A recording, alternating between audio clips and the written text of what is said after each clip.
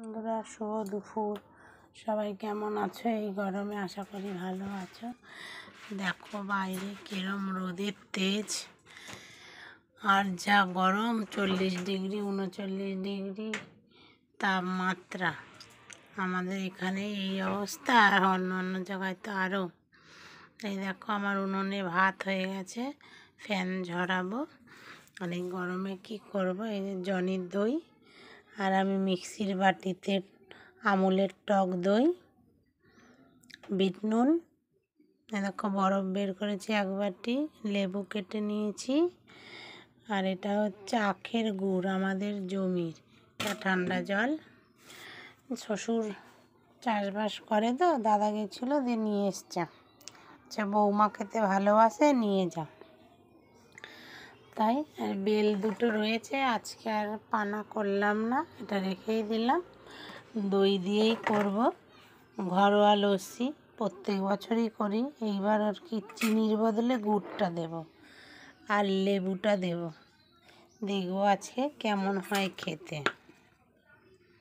এটা মিক্সিতে ঘুরিয়ে নিই, তারপরে তোমার এগুলো পাইল করব।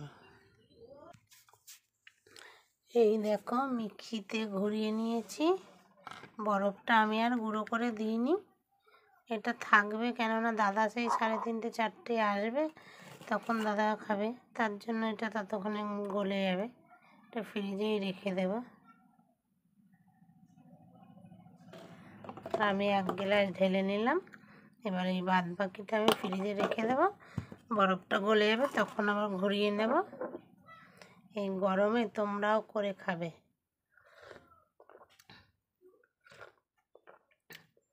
খেতে খুব টেস্টি হয়েছে, প্রথমবার করলাম এটা।